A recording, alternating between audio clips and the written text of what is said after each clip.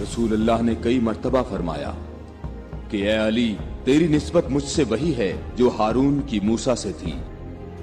क्या मैं तुम्हें ऐसी चीज बताऊं कि अगर जिसका दामन थामे रहो तो मेरे बाद हरगिज गुमराह ना होगे। एक कुरान और दूसरी अहले बैत। और जिसका मैं मौला हूं उसके अली मौला है। जो शख्स अली को दोस्त रखे तू भी उसे दोस्त रख, और जो अली को दुश्मन रखे तू भी उसको दुश्मन रख। ऐ लोगो, हमेशा हक अली के साथ है और अली हक के साथ।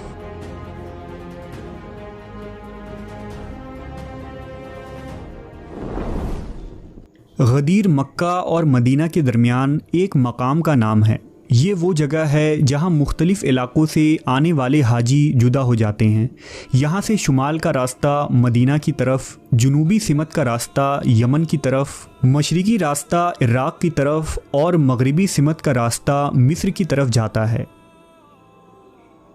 आज गदीर नामी ये जगह गुमनाम हो चुकी है, लेकिन माजी में एक दिन यही सरज़मीन तारीख़ इस्लाम के एक अहम वाक़ये की गवाह थी, और ये वाक़या 18वीं ज़िलहिज्जा 10 हिजरी का था, जब आखिरी नबी इमामुल अंबिया मोहम्मद सल्लल्लाहु अलैहि वसल्लम ने यहाँ एक तवील खुतबा इरशाद फरमाया था और अपने दामाद और चचाज़ाद अली इब्ने अबी तालिब को विलायत के दर्जे पर फाइज किया था।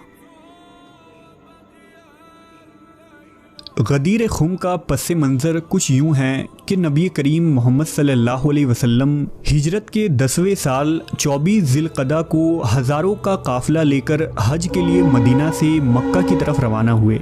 चूँकि ये आप सल्लल्लाहु अलैहि वसल्लम का आखिरी हज था, इसलिए ये हज्जतुल विदा के नाम से मशहूर हुआ, जिसमें 90,000 से ज़्यादा सहाबा किराम शामिल थे।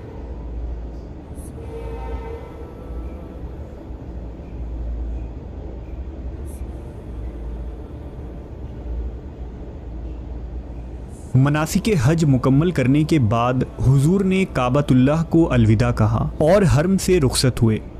वापसी में 18वीं ज़िलहिज्जा के दिन ये अजीम काफ़िला जुहफ़ा पहुंचा।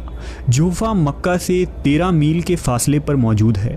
इसके करीब 2 मील के मुसाफत पर एक तालाब है जिसे गदीर कहा जाता है। ये मुक़द्दस काफ़िला गदीर के करीब पहुंचा तो जिब्रील अमीन वही लेकर नाजिल हुए और रसूल अल्लाह सल्लल्लाहु अलैहि वसल्लम को अल्लाह का ये हुक्म पहुंचाया कि आपको इस मकाम पर अमीरुल मोमिनीन अली अलैहिस्सलाम के विलायत का ऐलान फरमाना है। लिहाजा हुजूर ने कारवान को रुकने का हुक्म दिया और आगे निकल जाने वालों को वापस पलटने और पीछे रह जाने वालों को जल्दी जल्दी गदीर खुम के मकाम पर आने का हुक्म फरमाया।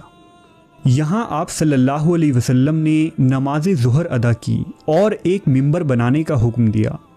फिर आप उस मिंबर पर तशरीफ़ फरमा हुए और खुतबा शुरू किया।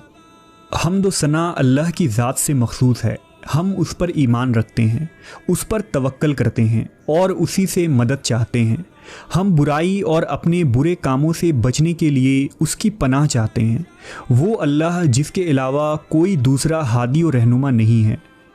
वो वक्त करीब है कि मैं दावत हक़ को लब्बैक कहूँ और तुम्हारे दरमियान से चला जाऊँ।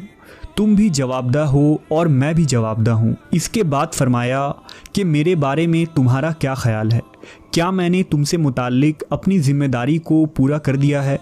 ये सुनकर पूरे मजमा ने रसूल अल्लाह सल्लल्लाहु अलैहि वसल्लम की रसालत की तस्दीक की और कहा कि हम गवाही देते हैं कि आपने बहुत कोशिशें की और अपनी ज़िम्मेदारी को पूरा किया। पैगंबर ने फरमाया, क्या तुम गवाही देते हो कि इस पूरी दुनिया का माबूद एक है और मोहम्मद उसका बंदा और रसूल है और जन्नत व जहन्नम व आखिरत की जावेदानी ज़िंदगी में कोई शक नहीं है? सब ने कहा कि सही है, हम गवाही देते हैं। इसके बाद रसूल अल्लाह ने फरमाया, ऐ लोगो, मैं तुम्हारे दरमियान 2 अहम चीज़ें छोड़े जा रहा हूँ। मैं देखूँगा कि तुम मेरे बाद मेरी इन 2 यादगारों के साथ क्या सलूक करते हो। इस वक्त एक शख्स खड़ा हुआ और बुलंद आवाज़ में सवाल किया कि उन 2 अहम चीज़ों से क्या मुराद है। पैगंबर ने फरमाया कि एक अल्लाह की किताब है जिसका एक सरा अल्लाह की कुदरत में है और दूसरा तुम्हारे हाथों में, और दूसरी मेरी अतरत और अहले बैत हैं। اللہ نے مجھے خبر دی ہے کہ یہ ہرگز ایک دوسرے سے جدا نہ ہوں گے۔ اے لوگوں، قرآن اور میری اطرت پر سبقت نہ کرنا اور دونوں کے حکم کی تعمیل میں کوتاہی نہ کرنا، ورنہ ہلاک ہو جاؤ گے۔ آپ صلی اللہ علیہ وسلم نے امام علی کی تعریف کی۔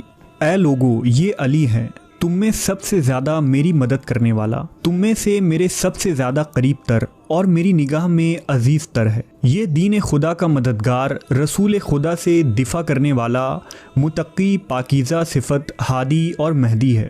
علی سے بیزار نہ ہو جانا، ان کی ولایت کا انکار نہ کر دینا کہ وہی حق کی طرف ہدایت کرنے والے، حق پر عمل کرنے والے، باطل کو فنا کر دینے والے اور اس سے روکنے والے ہیں۔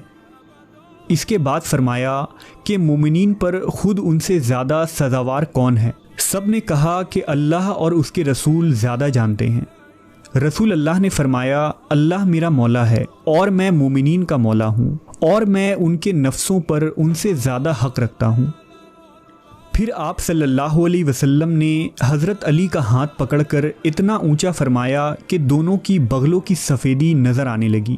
رسول اللہ نے فرمایا، اے لوگوں، جس کا میں مولا ہوں اس کے یہ علی مولا ہیں۔ اے اللہ، اس شخص کو اپنا دوست رکھ جو علی کو دوست رکھے، اور اس کو دشمن رکھ جو علی کو دشمن رکھے۔ اس سے محبت کر جو علی سے محبت کرے، اور اس کو رسوا کر جو علی کو رسوا کرے، اور حق کو ادھر موڑ دے جدھر علی مڑے۔ غدیر کے اس تاریخی خطبے میں آپ صلی اللہ علیہ وسلم نے امت کو یہ صاف پیغام دیا کہ حضور کے بعد اسلامی معاشرے کے رہبر اور نمونہ حضرت امام علی علیہ السلام اور آپ کے اہل بیت ہوں گے۔ امام علی اور آپ کی اولاد ہم پر ولایت اور حاکمیت رکھتے ہیں، جن کی ولایت و برکات سے ہمیں فیضیاب ہونا ہے۔